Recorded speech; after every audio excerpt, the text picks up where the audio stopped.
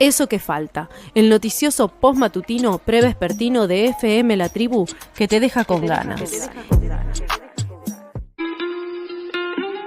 Amigas, amigos, volvimos a esta columna hermosa que presenta el colectivo de comunicación Marcha en FM La Tribu con dos representantes, María Eugenia Baldiuter y César Saravia, para contarnos qué está pasando en el mundo, salir un poco de la burbuja de la ciudad de Buenos Aires y de Argentina, para conocer también qué está sucediendo por otras latitudes. Así que tenemos acá de cuerpo presente a César Saravia. Hola, César. Hola, Chacha, ¿cómo estás? ¿Todo bien? Bien, muy contenta de verte porque ha sido un montón de tiempo que no teníamos esta columna así. Sí, me alegra estar de nuevo presencial, que es otra experiencia, definitivamente. Es otra cosa. Y hoy vamos a hablar de lo que estuvo pasando en Francia, ¿no? Vamos a hablar de Francia, el país de las luces, que ahora se tiñe un poco de oscuridad. Sí. Porque, bueno, el fin de semana hubo elecciones primarias, y este fin de semana se van a realizar las elecciones legislativas, ya digamos la segunda vuelta.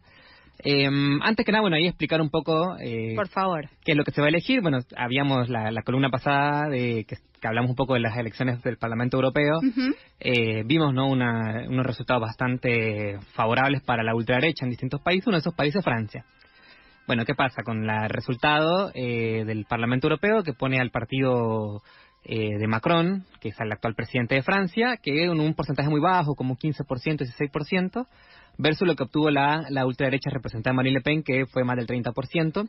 Okay. Entonces, en ese sentido, Macron dijo, bueno, disolvemos la asamblea, llamamos a elecciones, en un reconocimiento de que hay un sector importante de la población que no está conforme con la actual composición del gobierno, ¿no?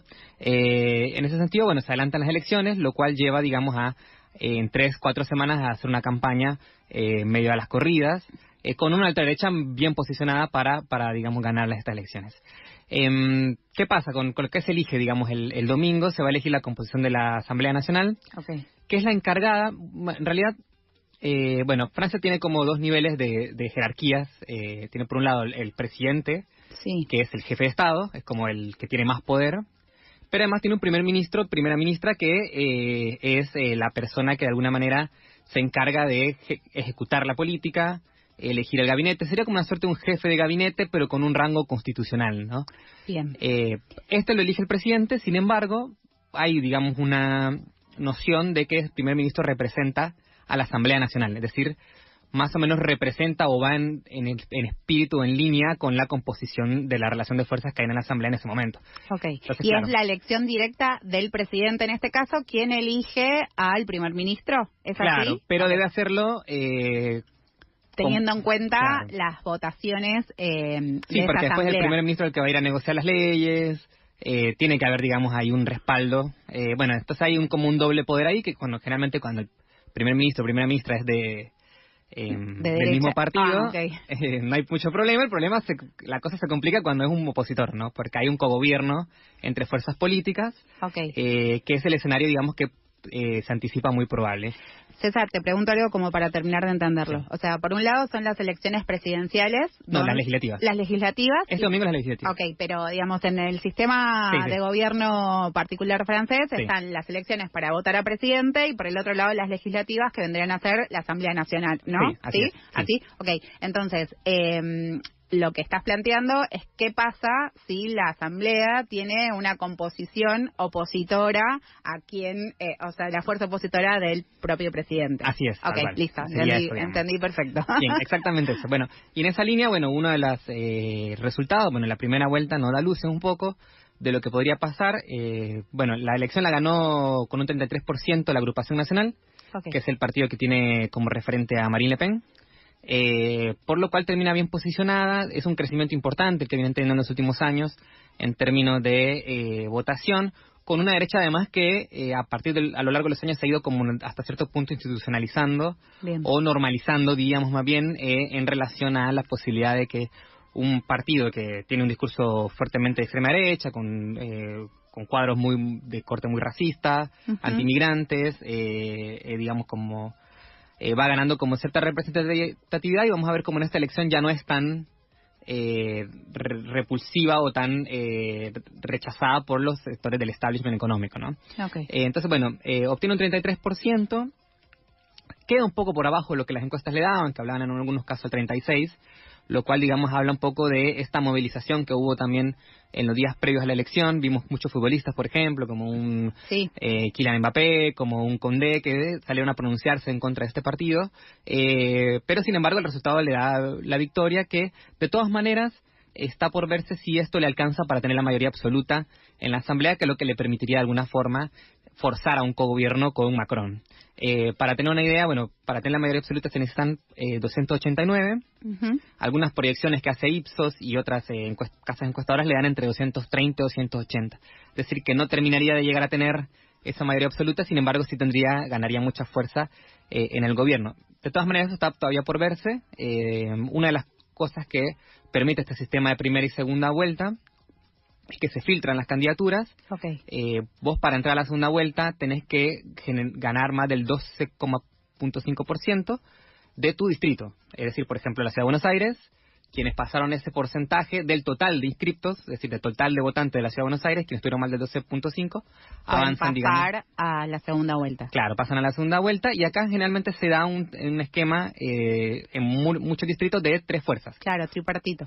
Por un lado tenés a la extrema derecha, representada en Le Pen, después tenés a la izquierda, que ahora vamos a hablar un poco de eso, que obtuvo un segundo lugar con un 28%, y después tenés a el partido de Macron, que de todas maneras, a pesar que le ha ido mal, hay un retroceso claro, logró recuperarse un poco de las parlamentarias europeas, obteniendo un 21%, es decir, logró subir respecto a esa votación. Entonces fue un respiro un poco para ellos. Si bien es muy difícil que logren remontar en esta elección, les permite, en este caso, no darles por muertos.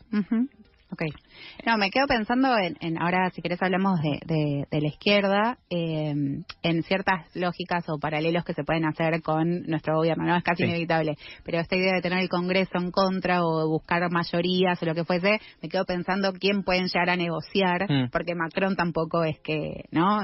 Tiene muchas cosas, quizás hasta parecidas a la ultraderecha, entonces ahí es donde me pongo a pensar qué pasaría si en estos porcentajes que estás hablando, del 30 al 22, 26, qué puede llegar a darse en la Asamblea y cuál, digamos, la postura de la izquierda es más que sabida, pero quizás estas dos fuerzas hay quizás puntos en común. Sí, bueno, parte del auge que ha permitido que la ultraderecha crezca es un poco acomodarse al discurso más clásico económico que plantea Macron, que sería un neoliberal más clásico, más conocido, los conocemos bien, digamos. Y que Macron en ese sentido, bueno, parte de su gestión, algo de lo que explica esta caída, es un momento de impopularidad más grande que ha tenido muchos años a partir de una suerte de vaciamiento, digamos, de las condiciones de vida, la precarización. La reforma de pensiones fue una reforma muy polémica, donde hubo muchas protestas, y sin embargo igual avanzó, aumentando la edad jubilatoria, también aumentando los años que son necesarios para jubilarse. Entonces hay claramente un descontento hacia la figura de Macron, que en parte explica por qué las dos opciones, que lo corren por izquierda y por derecha, crecen en esta elección.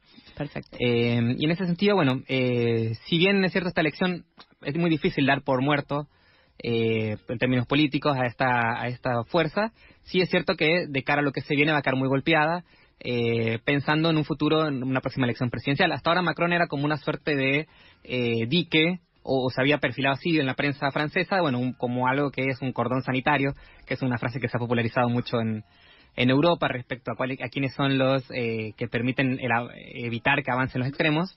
Y bueno, básicamente Macron ocupaba ese lugar de centro, que hoy parece estar desbordado, ¿no? Respecto a las posiciones que aparecen por izquierda y por derecha. Perfecto. Bueno, en ese sentido, un poco sí ya meternos con lo que fue el resultado de la izquierda. No es un resultado malo, sin embargo, si uno lo ve a la luz de los resultados de la ultraderecha, sí se puede interpretar como malo. También es cierto que la izquierda en esta elección va con una alianza muy amplia, que incluye al Partido Comunista, al Partido Ecologista, a la Francia Insumisa, que digamos que sería el espacio que venía hegemonizando hasta ahora esas alianzas de izquierda, y el Partido Socialista, que se recupera después de que había sido muy golpeado, luego de lo que fue el gobierno de François Hollande, que fue presidente antes de Macron, y que implementó unas recetas también, mantuvo como la línea neoliberal, que eso golpeó mucho al Partido Socialista, pero que hoy comienza, digamos, a resurgir un poco a partir de nuevas figuras que van ganando perfil, y que eso le permite como generar una composición mucho más diversa, que si uno revisa el programa, hay muchos de las banderas que levantaba Francia en su misa que se han corrido un poco hacia la derecha, lo cual nos perfila un escenario, digamos, de una izquierda un poco más moderada, que sería la que se presentaría hoy. Sin embargo, este resurgimiento del PS uno lo puede comparar por ahí con el PSOE español, ¿no? Un Pedro Sánchez, que es una figura que joven, que de alguna manera renovó a un partido que venía en decadencia y que ahora logró de alguna manera reforzar. Y ahí aparecen figuras como Rafael Glucksmann y el cineasta François Ruffin, que así, para hacer un paralelismo, sería una suerte de Pino Solana en términos de cuál es su posición política, y que ambos se reconocen como socialdemócratas abiertamente, lo cual también marca hasta cierto punto la campaña se ha centrado por parte de los medios oficialistas en tratar de plantear una dicotomía entre extrema derecha y extrema izquierda, ¿no? Es decir, esta idea de los extremos, donde sería lo mismo un partido que plantea políticas racistas versus un partido que se plantea antirracista, ¿no? Como, digamos, esta idea de los extremos, que de hecho muchos futbolistas que se pronunciaron lo plantearon en esos términos, ¿no? Como, bueno, que es una falsa dicotomía en realidad, porque la izquierda, el programa que lleva, tiene muchos tintes socialdemócratas, reformistas, pero que se ha centrado en los últimos la campaña en atacar, digamos, a la izquierda como algo que es radical, y sobre todo frascada en la figura de Jean-Luc Mélenchon, que es un político francés que tiene muchos años, digamos, él es el principal dirigente de la Francia insumisa. Fue candidato a presidente en las últimas elecciones y estuvo muy cerca de meterse a la segunda vuelta, obtuvo 22%, muy cerquita ahí de Le Pen, pero finalmente no pudo, y en ese momento la izquierda llamó a votar contra Le Pen, un escenario que hemos visto en otros países también, ¿no? Y en general se ha planteado a Mélenchon como un líder que es extremista, en un contexto además de guerra donde por una parte se observa que las posiciones radicales son como más fácil de generar, ¿no? Por un lado, esta idea de cuáles fueron los posicionamientos respecto a la guerra de Rusia en Ucrania, respecto a el ataque de Hamas en Israel, y bueno, ciertas posiciones que han permitido satanizar un poco más esta izquierda, lo cual en buena medida interpreto yo es un juego, una operación de, por un lado, plantear una oposición a la ultraderecha que no sea antifascista, sino que corra más por el centro, ¿no? Como reconfigurar ese nuevo espacio que quedaría abierto a partir de esta derrota de Macron. Sí, me quedo pensando en esto, en las alianzas y en cómo se va corriendo en los diferentes discursos en sus plataformas electorales también, ¿no? Como para no irse a un extremo y buscar, en cierto punto, ganar la mayor cantidad de electores. César, te quería preguntar si las elecciones en Francia son obligatorias. O sea, o no, y cuál fue el porcentaje que se presentó en estas primeras elecciones. ¿Sabemos eso? Como para tener una idea de si puede cambiar o no en las legislativas. El dato final de participación no lo tengo. No importa, pero ¿son obligatorias las...? Tengo entendido que sí. Eso lo dejamos entre comillas porque tengo entendido que sí son obligatorias. Y en ese sentido, bueno, la participación igual de todas maneras es alta, digamos, ha habido mucha movilización, mucho interés en votar.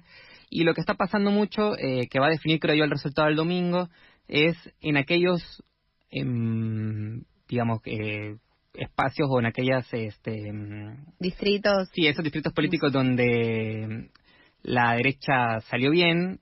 Hay una posición, por lo menos de la izquierda más abiertamente, de, bueno, bajar sus candidaturas en un lugar donde quedó tercero para favorecer a los candidatos con más posibilidades de ganarle a la ultraderecha, que esto de alguna manera podría tener un impacto al final en cuál sería el resultado final, ¿no? Porque sería Macron, o sea, lo que propone principalmente Macron, y hay algunos candidatos del partido de Macron que también han decidido bajarse en los lugares donde ellos quedaron terceros, pero no ha habido un pronunciamiento hasta ahora a nivel institucional del partido político de Macron, que de alguna manera se ha querido instalar un poco en la agenda mediática que el problema de no hacer una alianza con la izquierda es Mélenchon, porque se le considera como un radical, un personaje que, si bien tiene algunas posiciones anticapitalistas, es un político, digamos, bastante moderado, si se quiere, no es un ultra, un admirador de Cristina Kirchner, por ejemplo, muy cercano al Grupo de Puebla. En ese sentido, digamos, como que hay una exacerbación o una sobredimensión de la radicalidad de este. Entonces, bueno, esas son las variables que vamos a ver el próximo domingo y son los que van a definir un poco lo que va a pasar. Sí, y tratando de verlo como a con los ojos de latinoamericano, bueno, esta disputa entre izquierdas y derechas que se viene perfilando también, lo hemos visto en Latinoamérica con posiciones donde por un lado tenés a la centroizquierda y a la ultraderecha, y como que el centro o la derecha más clásica un poco viene quedando corrida de ese espacio al no poder ser capaz de convocar emocionalmente tampoco a los votantes. No, y sí, y de dónde vienen también, ¿no? Digamos, vos comentabas también que, bueno, Francia en su momento bajó mucho la popularidad del Partido Socialista por justamente estas medidas antipopulares que estaba tomando y que claramente se pueden representar después en las elecciones y, o sea, analizando, compartiendo con vos esta idea de, bueno, qué puede llegar a ganar Macron en el caso de que pueda contar con el apoyo de lugares donde no. Me quedo pensando en esa, en la legitimidad que quizás se perdió en este periodo de tiempo. A ver si le sale bien, no. Eso nos enteraremos todo el domingo, ¿no? Sí, totalmente. Y bueno, y también esta idea de, bueno, cómo la izquierda logra entusiasmar también, ¿no? Porque generalmente cuando las políticas económicas no... Son como las fórmulas, las razones que hace crecer la ultraderecha son como con matices, pero son parecidas en todos los países. Lo económico, el tema de la seguridad, el malestar social, el malestar, digamos, un descontento con la política tradicional que hace que esa variable, esa conjunción de variables permita de alguna manera este crecimiento de extrema derecha. Bien, impecable, César. Te agradecemos un montón. Trasladar, ¿no? Un poco la información de otras latitudes acá no es nada fácil, sobre todo teniendo en cuenta que si bien hay ciertas características que pueden ser compartidas en esto que decías de la izquierda, de la derecha, del vacío, del centro, de cómo se van corriendo, bueno, son sistemas distintos, son historias distintas y vamos a seguir recorriendo de a poco a ver qué sucede, sobre todo con esto, ¿no? Con este avance del descontento y con la poca referencia política, si se quiere, de nuevos agrupamientos que permitan guiar el descontento no para las extremas derechas, sino quizás para un lugar un poquito más copado.